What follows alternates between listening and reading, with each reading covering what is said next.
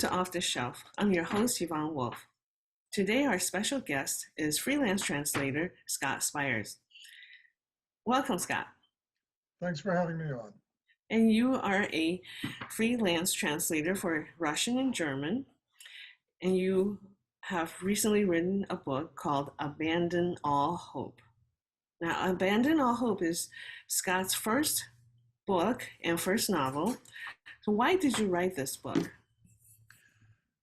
Well, I started writing it way back around 2002, and it was at a time when I realized that I had a lot of experience in office jobs and other kinds of jobs, and I thought they would provide good material for a novel. So I began testing it out, so to speak. I created episodes and characters, and I started writing the novel based on that, essentially as a kind of workplace satire. And then I laid it aside for a while and didn't come back to it till about 16 years later. Well, that is a long time to let the book incubate, let's say. And then how did you pick up the threads again after all these years? Well, a couple of things happened. At the end of 2016, I won or almost won an award. I won second prize for the short story competition held by the online magazine terrain.org.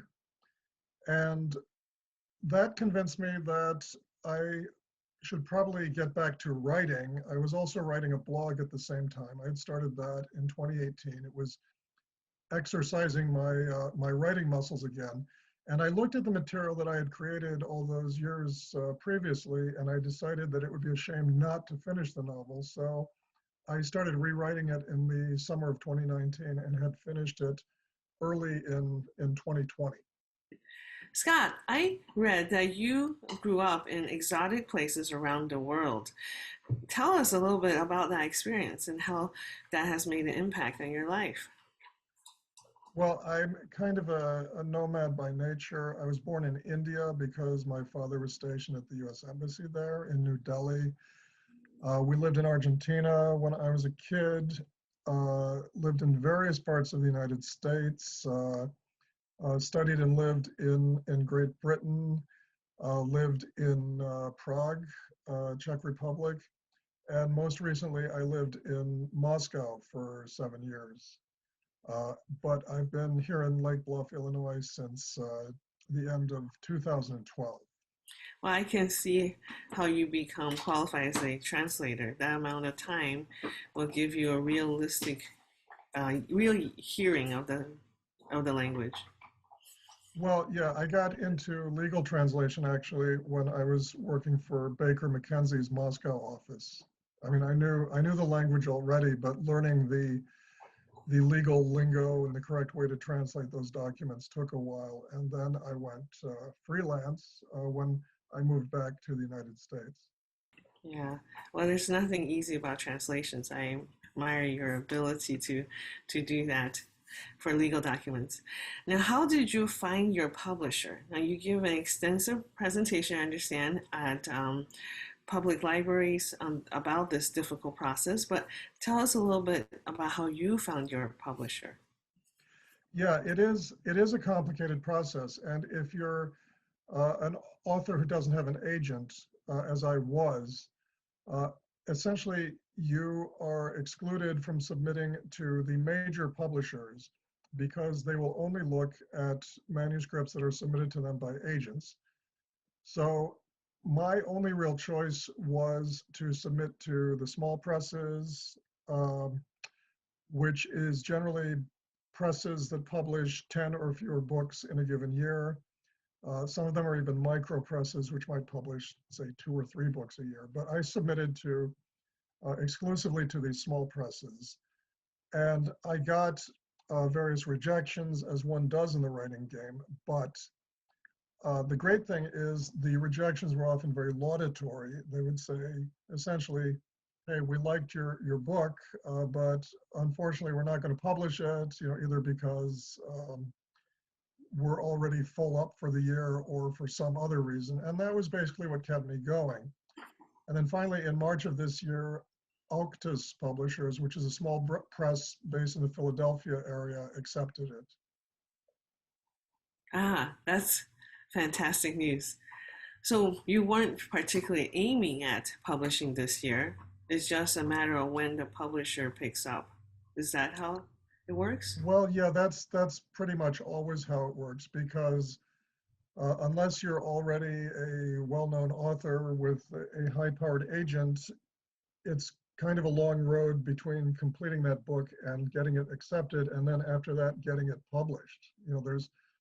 So I started sending it out in summer of 2010, July, I think. I made my first submission. It was in March of this year that it got accepted, and it was in September that it got published. So the journey between finishing the book and getting it published was actually over a year. Mhm. But that's not unusual, and for a lot of authors, it might even be fast. Right, and that's a good realistic time frame to keep in mind when we think about publishing. Yeah, there's no rushing into it. But abandon all hope. The title doesn't seem very, very forward looking. But then it does come from Dante, right? Can you tell us a little bit about why you chose this title? I chose the title, it's because it's a well-known literary allusion. It's from Dante's Divine Comedy, the Inferno, as you already mentioned.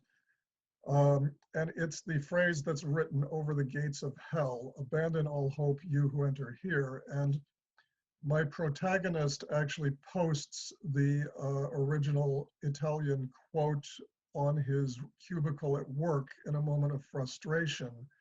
So that it serves as kind of the epigram for the entire novel, but it's also somewhat ironic. I mean, I don't exclude the possibility of hope, of improvement coming out of the situation I described. It's sort of a half ironic, whimsical or comical statement of the situation that he finds himself in.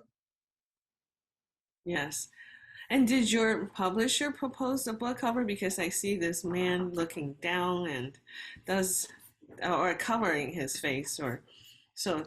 Tell us about how you came across this cover. Okay, well, here's the cover right here.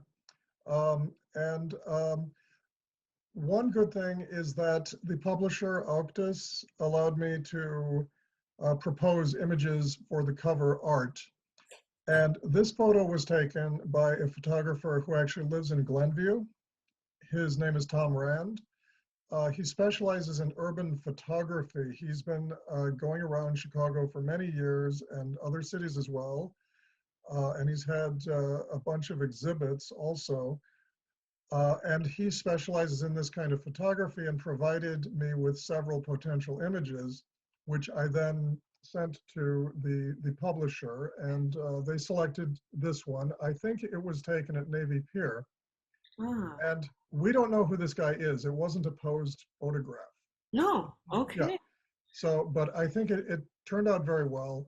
There's a certain ambiguity to it. We don't know if this guy is in complete despair or if he's just a little frustrated and having a difficult day. Could Yeah. go either way. But yeah, Wow. and I think they did a great job with the graphic design on the book, just generally speaking. Oh, very true. Now I didn't know that it wasn't posed. I mean, then that's even more powerful. Yeah, sometimes you get lucky. Yes, and for photographers, that's the moment they're looking for. So that's great to know. There's a local Glenview photographer that contributed to your book image. Yep. And is there an e-version of your book, Scott? I mean, how necessary is an e-version for a book now? Yeah, there's an e-version. The Kindle on Amazon. That's easily available and cheaper than the printed version. And nowadays, I would say that e-versions are necessary for books of this type, for novels, because so many people have e-readers. And if I pitch it to bloggers or reviewers, sometimes they will require me to send them a Kindle compatible version. So yeah, I mean, if you're selling your book, you need both I think, both the print version and the e-version nowadays. Ah, I see. I see. Well, in this book, in Abandon All Hope, you have two characters who live in Glenview, and chapter 12 is set in Glenview. Now, what made you set two of your characters in Glenview? Well, throughout the book, there's a kind of city versus suburbs dialectic that I'm working with. My main character, Eric, lives on the north side of Chicago, Lakeview or Lincoln Park type of area. I'm a little bit vague on it. But his sister and brother-in-law live out in Glenview, and they represent more of a sort of upscale, striving, upwardly mobile suburban couple with two kids and careers. And in this respect, they're sort of the opposite of Eric, my main character, who likes to float through life and doesn't want to make firm commitments to anything. So I spend some of the book contrasting these characters with each other. And I also chose Glenview because it was geographically realistic in the sense that it would be easy for him to just take the metro out there. Yeah. And also because I was familiar with Glenview already. It's a suburb I'm very familiar with. We went house hunting here when we came back from Russia. So I felt comfortable setting that scene there. Yes, you mean all your groundwork has been done for the for the location. Exactly. I chose the easy way out, but as you know, one of the rules of writing is write what you know. Yes. And of course this topic of conflict between urban and suburban, I think is very markant now, very noticeable of what people are, and many of the many things people argue about. Yes, I agree with that. And one thing that I will say is I wrote part of this book explicitly using the lens of new urbanism, which was a movement that arose in the 1990s about returning towns and cities to a more traditional design, in favor of walkability,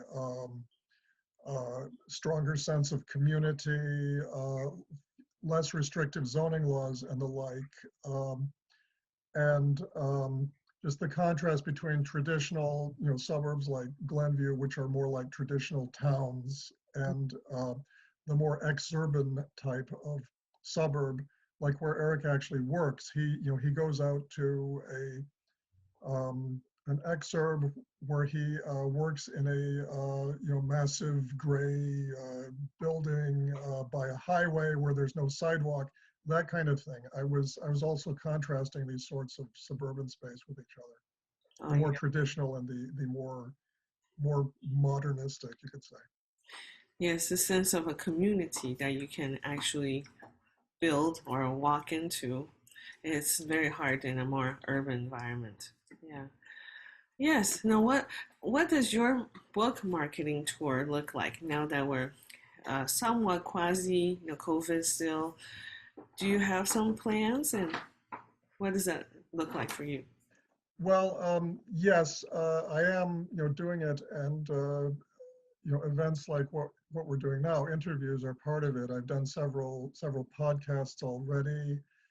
I'm doing events at libraries and senior centers, as I believe you mentioned earlier.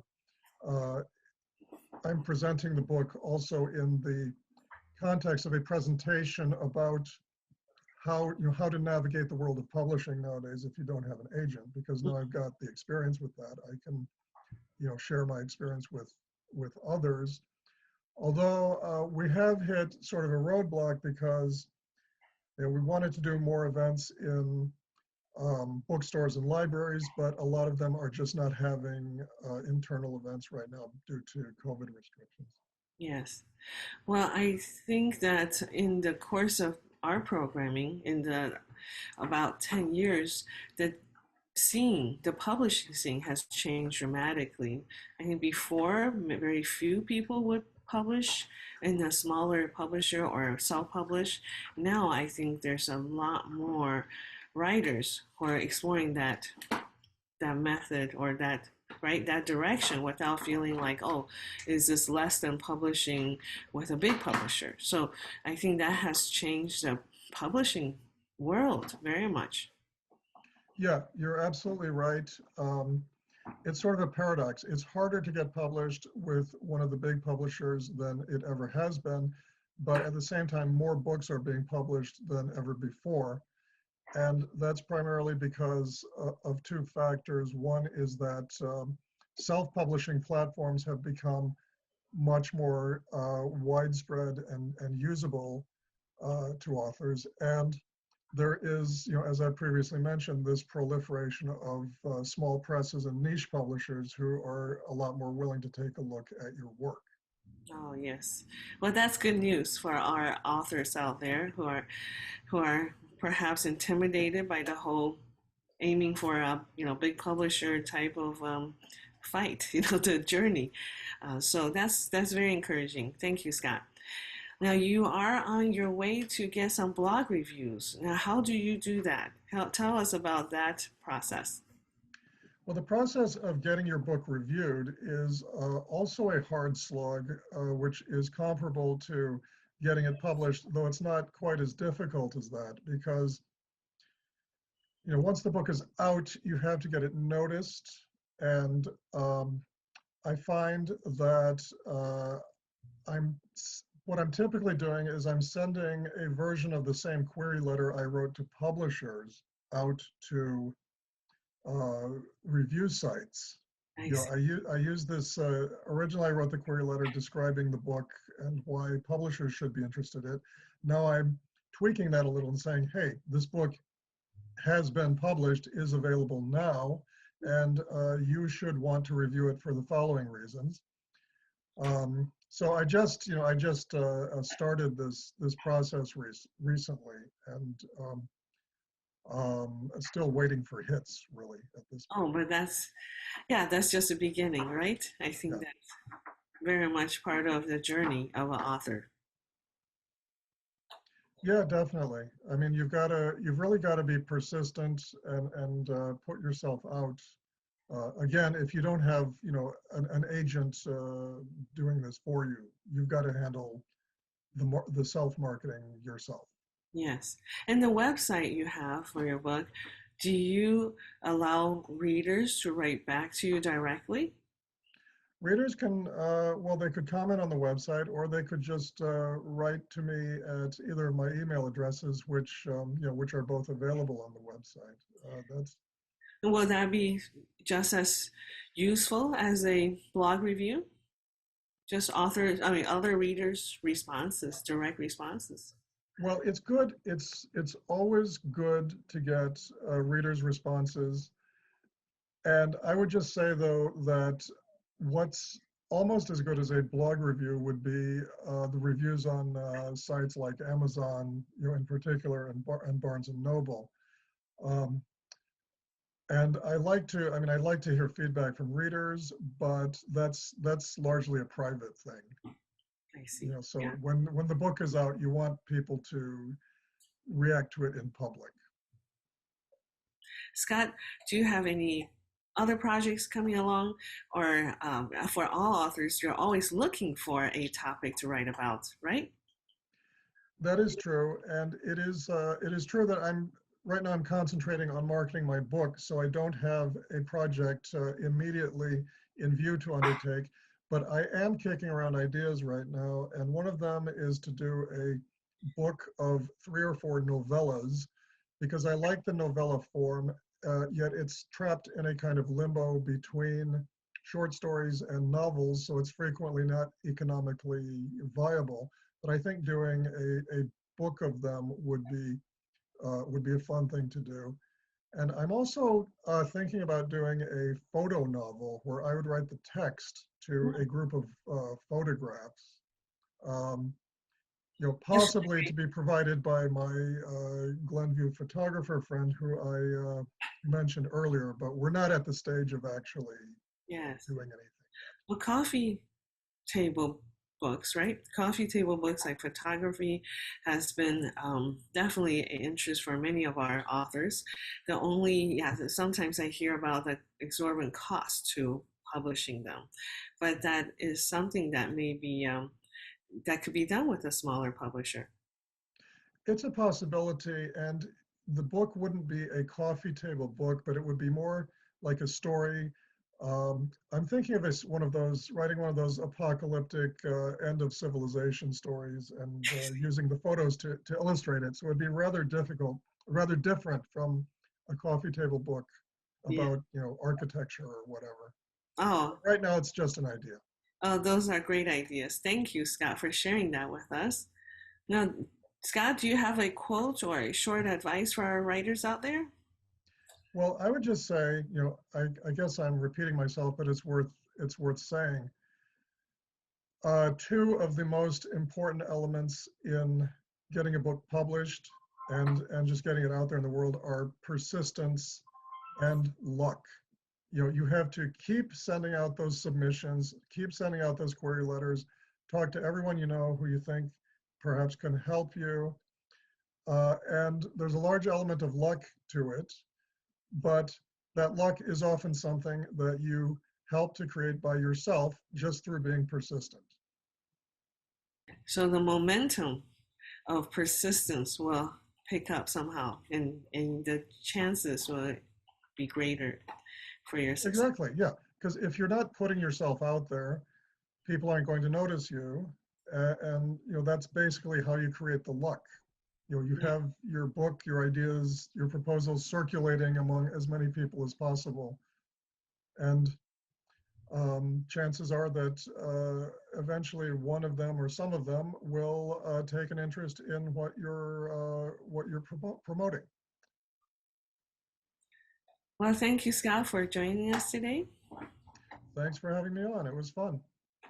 And thank you for watching. Join us next time on Off the Shelf.